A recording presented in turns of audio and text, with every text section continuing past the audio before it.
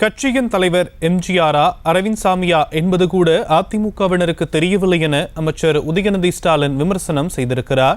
திருப்பத்தூர் மாவட்டத்தில் எம்ஜிஆர் புகைப்படத்திற்கு பதிலாக அரவிந்த் சாமி புகைப்படத்தை கொண்டு அதிமுகவினர் போஸ்டர் ஒட்டியதை குறிப்பிட்டு பேசிய அமைச்சர் உதயநிதி, இபிஎஸும் ஓபிஎஸும் ஒரே நேரத்தில் கைதாகி சிறை செல்வார்கள் என கூறினார்.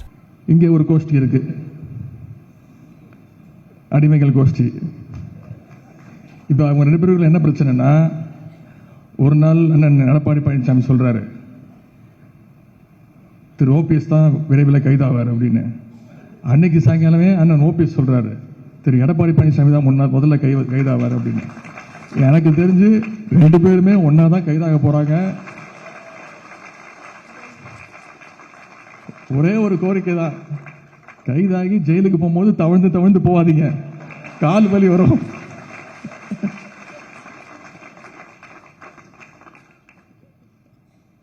அதிமுக நிலைமையை கொஞ்சம் யோசிச்சு பாருங்களேன்.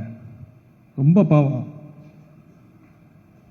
அவங்களுடைய தலைவர் மறைந்த தலைவர் கலைஞருடைய நெருங்கிய நண்பர், முன்னாள் முதலமைச்சர், அதிமுகவுடைய ஃபவுண்டரே அவர் தான், நிறுவனர், மறைந்த முதலமைச்சர் திரு எம்ஜிஆர் அவர்களுக்கு திருப்பத்தூர் மாவட்டத்தில் ஒரு நிகழ்ச்சி நடத்துறாங்க. அவங்க மாவட்ட கழக நிர்வாகிகள் போஸ்டர் அடிக்கிறாங்க. போஸ்டர்ல எம்ஜிஆர் போட்டோக்கு பதிலா நடிகர் அரவிந்த் சாமி போட்டோ வச்சுட்டான். உண்மையா நடந்ததுங்க. இது யாரா சொன்னா கூட நம்ப மாட்டாங்க. அவங்களுடைய தலைவர் எம்ஜிஆரா நடிகர் அரவிந்த் சாமியான்னு தெரியாத அளவுக்கு அதிமுகவுடைய நிலைமை இப்ப இருக்கு. இதை போய் நம்ம இதுக்கு மேல என்னத்த சொல்றது?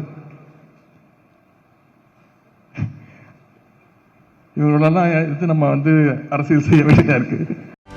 செய்திகளை உடனுக்குடனும் துல்லியமாகவும் தெரிந்து கொள்ள சப்ஸ்கிரைப் பண்ணுங்க.